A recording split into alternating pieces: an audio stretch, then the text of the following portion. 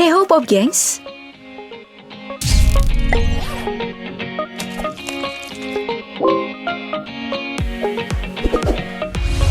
Dalam keolahragaan, tiap pemain diharuskan memegang teguh prinsip saling menghormati dan tidak curang. Tapi apalah mau dikata, namanya kompetisi, tujuan tiap pemain tentulah untuk menjadi pemenang. Maka nggak jarang, mereka menghalalkan segala macam cara untuk mencapai tujuannya. Paling curang dan ketahuan, ini dia atlet yang tertangkap basah curang demi bisa menang. Dalam kejuaraan sepeda dunia cyclocross di Zolder, Belgia, seorang atlet bernama Femke van den Driesche diduga melakukan kecurangan. Didapati di dalam rangka sepedanya itu terdapat mesin motor. Mengutip CNN, Driesche menolak dugaan tersebut sambil menangis. Seperti laporan FIFA, skandal ini terungkap setelah ia keluar dari balapan karena persoalan mekanis pada sepedanya. Nah, saat itulah mekanik pertandingan mengetahui kecurangannya. Tapi diakuinya itu milik temennya yang memiliki kemiripan persis. Hingga mekanik salah mengira dan akhirnya tertukar. Nah, dalam sebuah wawancara, seorang mekanik menjelaskan bagaimana mesin motor ini disimpan. Mesin ini disembunyikan di dalam rangka karbon sepeda. Dan baterainya itu terdapat di botol air minum yang bisa dilepas jika ingin mengecek atau ingin mengisi daya. Sedangkan kontrol disimpan di bawah shifter.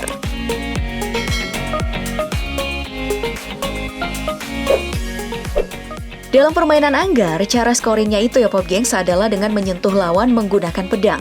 Tapi, ada juga yang menggunakan cara gampang tapi curang. Boris Onischenko adalah atlet Uni Soviet yang menang tidak sportif tanpa menyentuh lawan. Dia itu bisa mencetak skor. Nah, setelah diperiksa nih, ternyata pedang anggar yang digunakan telah dimodifikasi sedemikian rupa. Terdapat kawat elektronik yang berhubungan dengan sistem perhitungan skor. Nah, setelah ketahuan, Boris Onischenko maksudnya, masih bisa melanjutkan pertandingan. Namun, pedang udah diganti dengan yang baru. Tanpa perangkatnya, dia bisa mencetak skor yang tinggi. Lah, tapi kan curang. Tapi gimana pun ia telah mencoreng namanya dan negaranya, yang membuatnya dipanggil secara pribadi untuk disidang oleh pemerintah Soviet saat itu.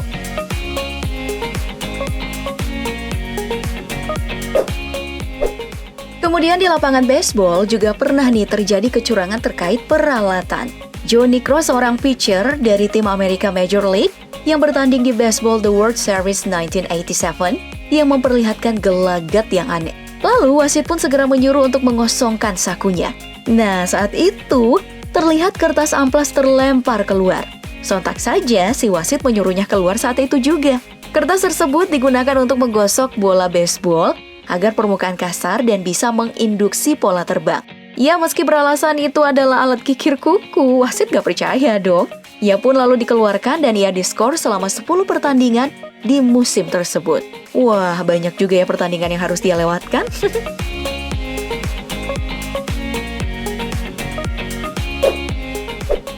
Tapi nih Pop Gengs, yang fatal adalah atlet maraton asal Amerika Rosie West yang menang perlombaan maraton Boston tahun 1980 dalam kategori maraton wanita. Dengan catatan waktu 2 jam 31 menit 56 detik menjadi catatan waktu tercepat dalam sejarah. Namun, ada yang aneh.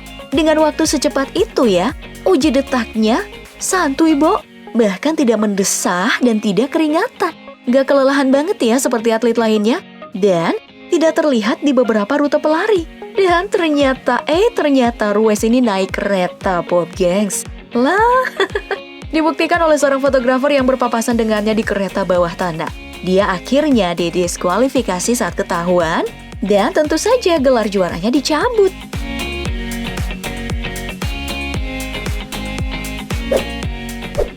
Dan ngobrolin soal maraton, kompetisi yang paling buruk diberikan kepada Olympic Marathon pria St. Louis 1904. Pengelolaan hingga hasil pertandingan dipenuhi nama skandal. Dan yang paling terkenal adalah pemenangnya Fred Lors. Kedapatan naik mobil sampai jarak 19 km, lalu masuk kembali ke lintasan. Gelar juara pun dicabut, lalu diberikan kepada Thomas Hay, yang juga ternyata melakukan tindakan yang dilarang di tahun-tahun berikutnya, yakni dihentikan nama pelatihnya untuk singgah berbaring dan diberikan dosis kecil racun tikus untuk merangsang sistem sarafnya. Tiba di garis finish ya, doi hampir mati dan berhalusinasi. Diboponglah oleh pendukungnya. Hicks kehilangan banyak bobot tubuh selama pertandingan. Oh my God.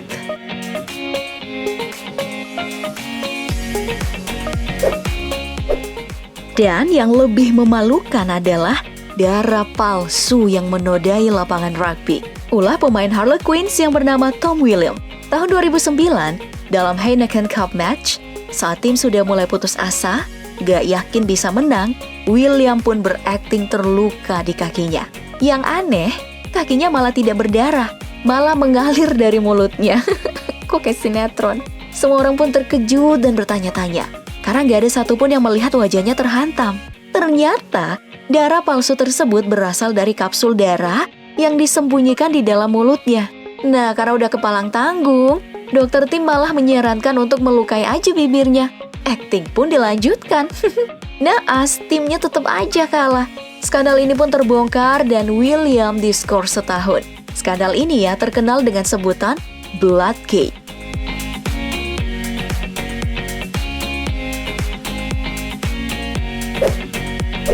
Nah, yang menjadi salah satu kecurangan paling serius dan paling sering dilakukan sama para atlet adalah penggunaan doping. Marion Jones ini adalah atlet lari yang masuk dalam daftar kesekian atlet curang pengguna doping. Berasal dari Amerika, Jones kedapatan setelah menang di Olimpiade Sydney 2000. Penggunaan dilakukan selama persiapan Olimpiade. Lalu ia akui beberapa tahun setelah Olimpiade dalam press conference.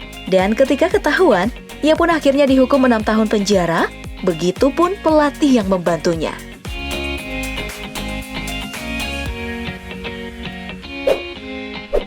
Satu atlet curang, itu masalah. Kalau curang berjamaah, itu gotong royong kali ya namanya. Sama yang dilakukan oleh tim basket Paralimpik Spanyol di kejuaraan Paralimpik 2000, di mana dihususkan untuk penyandang disabilitas. Malah nih, 10 dari 12 anggota tim Paralimpik Spanyol ini tidak memiliki kekurangan fisik maupun mental sama sekali. Ini diakui oleh salah satu pemainnya yang berprofesi sebagai penulis majalah bisnis. Akhirnya medali ia kembalikan.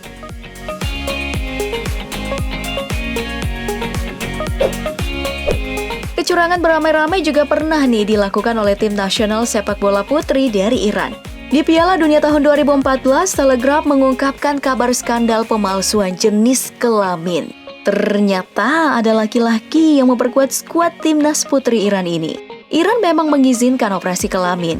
Hanya saja saat pertandingan, statusnya itu masih laki-laki, belum diganti. Kecurangan ini pun terungkap setelah pemain tersebut gagal melakukan operasi. Nah, dinyatakan bersalah oleh federasi. Kejadian ini terulang lagi setahun kemudian, menyusupnya pria di antara skuad perempuan. Dan 8 pemain laki-laki ini telah siap menunggu operasi kelamin di tahun 2020. Oh my God. Nah, hal ini gak ketahuan karena anggota tim menggunakan penutup kepala. Mengingat Iran adalah negara dengan penduduk mayoritas beragama Islam. Well, pesan moralnya, curang itu gak sportif. Kalau kedapatan, itu namanya apes.